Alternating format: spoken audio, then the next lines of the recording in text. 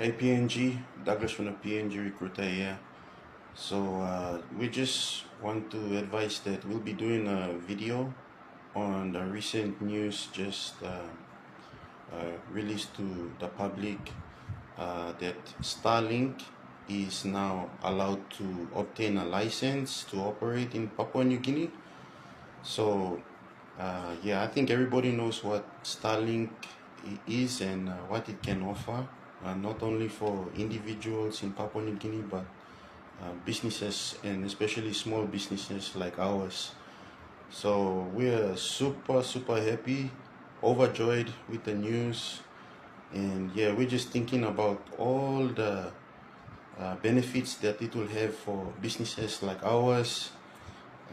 As you know and follow all of our content online, and we are heavily embedded online, and with the socials and um, social media pages, using artificial intelligence to assist with our processes for our clients, and with the YouTube video content production and all that. This is a huge step up for our business should we utilize the power of Starlink and embed it into our business processes. Recently, sure. Nikta making clear was Starlink am illegal or Papua license or looking. Planty line, they are importing Starlink coming in and using it because it's fast, it's reliable, and it's much cheaper internet. Reliability is big more. Papua New Guinea is some of the most unreliable internet service and fucking expensive across the world. Starlink revolutionized that. Papua New Guinea's geography too is very difficult, and so Starlink is the right fit. Now, Nikta Kamon said them to know me plan to give me because of a court case filed by the Ombudsman Commission. Ombudsman Commission too.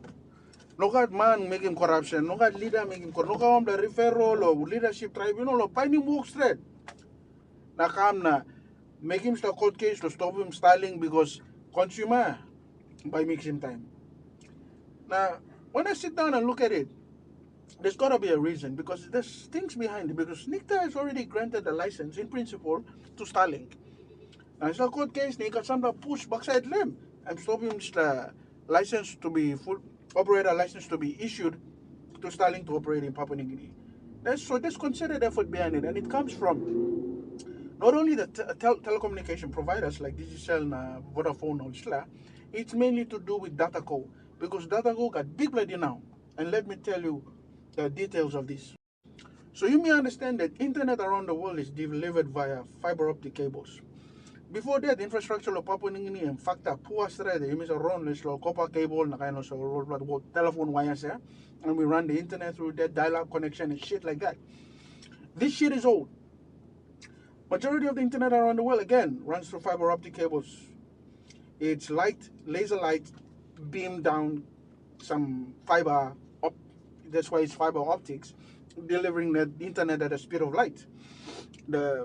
So, telecommunication reform, and the government said, okay, out of the rotting carcass of what is called telecom, the age-old dinosaur telecommunication provider that should be dead long ago, out from it came DataCo. So DataCo, this is flashy new DataCo. They will same old inefficient, whatever, old legacy issues, but telecom make DataCo. Now, DataCo is responsible for all the fiber optics in Papua New Guinea. Come on to you, upgrade him slow fiber optics.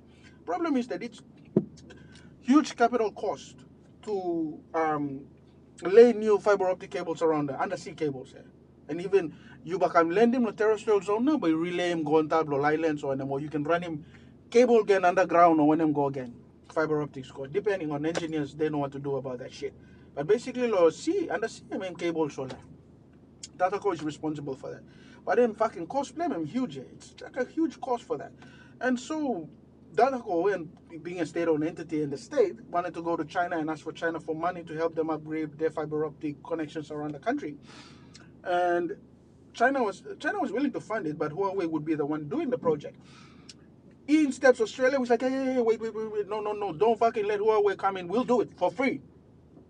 So Australia funded what is called the Coral Sea Cable. The Coral Sea Cable runs from they runs from Sydney to Honiara to Port Moresby. This was delivering 40 terabits of data. 20 terabits of it is allocated to Papua New Guinea. Now, the landing zone is in Port Moresby of the Coral Sea Cable, or CS2. The Coral Sea Cable lands there, and DataCo is responsible for distributing the 20 terabits of data around Papua New Guinea. They did it for free, but DataCo says, oh no, we have 14 stations around the country, we're going to deliver the Taru and whatnot, we need to lay undersea cables around the country from the CS2 cable. And we're going to get Huawei to do that. And then they went to China and borrowed $230 million to build this infrastructure cable, undersea cables around the 14 centers around Papua New Guinea coastal province, and including the terrestrial zone. You land it and you deliver it up to the highlands and all that. So they borrowed this money and built this, what is called Kumul cable something. So the problem is that the Kumul submarine cable network system, this time, Kumul KSCN, Kumul submarine cable network. This project want them Huawei, 700 million kina yimixime. Problem want this loan, it's tied to a specific exchange rate. The loan was signed in 2016. 0.31, that's the exchange rate that we are supposed to repay the loan to China, Exim Bank to China. We're supposed to repay at a fixed exchange rate. In the meantime, from 2016 to now, currency workload drop. So that means that it's now costing more to repay that money. Loan is structured in a way where DataCo by repaying. But if they default, the state then takes it on board on its books as a loan. Last year, this year, William Duma, I'm talking DataCo, get your fucking shit together. You guys need to repay that loan. Gaman, we plan no money. Any money looks like Kumul submarine cable network here. Get money from it and start paying back this loan. Because interest free and run lots 2016 to 2025. And that's the interest free portion of it. After 2025 go, and interest by kicking now, so pressure will be on the government. And already DataCo is seriously in debt. It's not financially viable.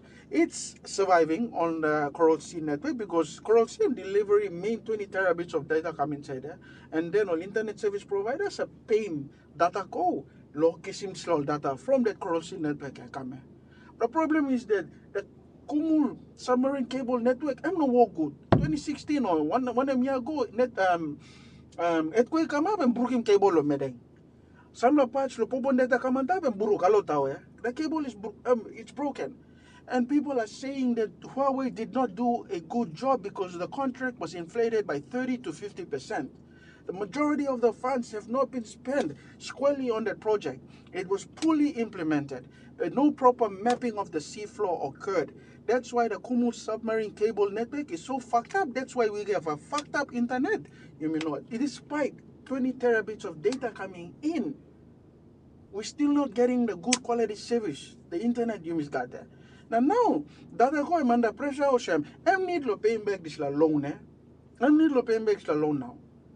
Now, money maximum internet you put him the Starlink can come inside. Starlink can cut him leg, but DataCo straight. Starlink's business model is purely consumer based. You start the house blue you put them on the lily this antal roof to sol align him to sol plug him go check download the map phone you connect through a high speed, fast, reliable internet. You don't need a fiber optic cable. You don't need to be connected through the Kumul submarine cable network. The inefficient, constantly failing Kumul submarine cable network system that DataCo is offering. DataCo is shit. It's a dinosaur. You borrowed money to build something that's barely built, barely functional, and you borrowed money and you're now supposed to repay that money based on a failing infrastructure. It's basically you built a house without any power and water. Now you rent him out house, you force him money, rent him 7,000 kina a month because you borrow money lo BSP. That's exactly how it is. And now, Ombudsman Commission, you stepped in to protect DataCo. What about the consumers? What about the rural areas up in the highlands? Missionary Aviation Fellowship, these people operating out of rural areas depend on Starlink. Hospitals in rural areas, education. Now, in ombudsman, Nogawambla, Kora politician around the place. So you're gonna attack him. When was the last leadership tribe? For fuck's sake. No wonder IK came in because one person can't do the job, so we put two assholes to do the job. But it's still two assholes because the same shit comes out.